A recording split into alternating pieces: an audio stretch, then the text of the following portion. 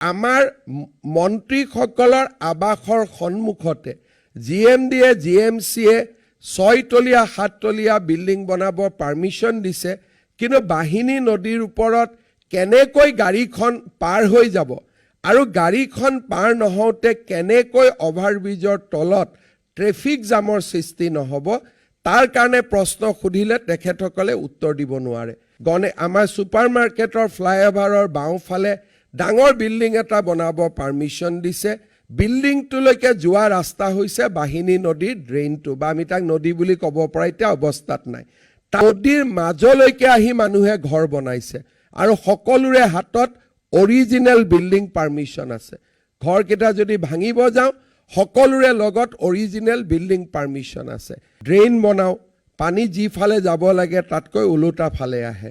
আমাৰ অসমত এটা বহু ডাঙৰ সমস্যা, আমি যদি ড্ৰেইন বনাওঁ পানী নিষ্কাশনৰ কাৰণে ড্ৰেইন বনাওঁ, কিন্তু কৰবাত নহয়, আমাৰ কৰবাত প্লেনিং ভুল হয়, পানীটোৱে ওলোটাই ড্ৰেইনটোৱে নেক্সট টাইম বেছিকৈ বানপানীৰ সৃষ্টি কৰে।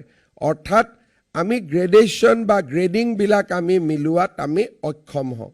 বিল্ডিং পাৰমিশন দিওঁ, কিন্তু বিল্ডিং পাৰমিশনৰ পিছত আমি এনেকৈ বিল্ডিং পাৰমিশন দিওঁ যাতে ৰিয়েল ইষ্টেটত কাম কৰা মানুহজনৰ সুবিধা হয়, ৰাইজৰ অসুবিধা হয়।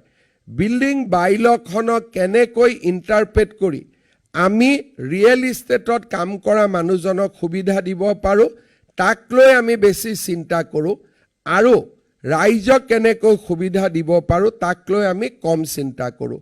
তাৰ কাৰণে গুৱাহাটীত আজি নেচাৰেল ড্ৰেইনবিলাক এক প্ৰকাৰ নোহোৱা হৈ গ'ল, আৰু তাৰ একমাত্ৰ দায়ী হৈছে গুৱাহাটী পৌৰ নিগম আৰু GMDয়ে। আজিৰ অফিচাৰ নহয়, লাষ্ট 40 years 50 yearsত তেওঁলোকে ড্ৰেইনৰ ওপৰত ঘৰ বনাব পাৰমিশন দি তেওঁলোকে আমাৰ গোটেই প্লেনিং ব্যৱস্থাটোক এক প্ৰকাৰ ধ্বংস কৰি শেষ কৰি পেলালে বুলি ক'লেও ভুল নহয়। আজি আমি এনেকৈ অপৰাধ কৰিবলৈ চিন্তা কৰোঁ যে আমাৰ মন্ত্ৰীসকলৰ আবাসৰ সন্মুখতে GMDয়ে GMCয়ে 6 তলীয়া 7 তলীয়া বিল্ডিং বনাব পাৰমিশন দিছে, কিন্তু বাহিনী নদীৰ ওপৰত কেনেকৈ গাড়ীখন পাৰ হৈ যাব আৰু গাড়ীখন পাৰ নহওঁতে কেনেকৈ অভাৰব্ৰিজৰ তলত ট্ৰেফিক জামৰ সৃষ্টি নহ'ব, তাৰ কাৰণে প্ৰশ্ন সুধিলে তেখেতসকলে উত্তৰ দিব নোৱাৰে। আজি এতিয়াও যদি আমি যাওঁ আমি দেখা পাম যে বাহিনী নদীৰ কাষতে আমাৰ ছুপাৰ মাৰ্কেটৰ ফ্লাইঅভাৰৰ বাওঁফালে ডাঙৰ বিল্ডিং এটা বনাব পাৰমিশন দিছে। বিল্ডিংটোলৈকে যোৱা ৰাস্তা হৈছে বাহিনী নদীৰ ড্ৰেইনটো, বা আমি তাক নদী বুলি ক'ব পৰা এতিয়া অৱস্থাত নাই। তাত যদি ইউ টাৰ্ণ কৰিব যায় গোটেই GS ৰুটটো বন্ধ হৈ যাব। এতিয়া ইয়াত তেওঁলোকে আপোনালোকে চিন্তা কৰক, য'ত মুখ্যমন্ত্ৰী থাকে, য'ত মন্ত্ৰীসকল থাকে, বিভাগীয় মন্ত্ৰী থাকে, তাৰ সন্মুখতো যদি ইলিগেল পাৰমিশন দিবলৈ সাহস কৰে, তাৰ মানে এই মানুহক, সাধাৰণ মানুহক তেওঁলোকে আজিলৈকে কিমান আতংকিত কৰি ৰাখিছে। মানুহে কমপ্লেইন দিব গৈ পেলাই, বুজাব গৈ পেলাই ৰাস্তা নোপোৱা হৈ যায়। যেতিয়া গুৱাহাটীত পানী কিয় জমা হয় বুলি আমি ডাঙৰ যানবিলাক আমি ড্ৰোন লগাই ফুটেজ চাওঁ, তেতিয়া আমি দেখা পাওঁ যে নদীৰ মাজলৈকে আহি মানুহে ঘৰ বনাইছে আৰু সকলোৰে হাতত অৰিজিনেল বিল্ডিং পাৰমিশন আছে। ঘৰকেইটা যদি ভাঙিব যাওঁ সকলোৰে লগত অৰিজিনেল বিল্ডিং পাৰমিশন আছে। এই বিল্ডিং পাৰমিশনবোৰ কোনে দিছে?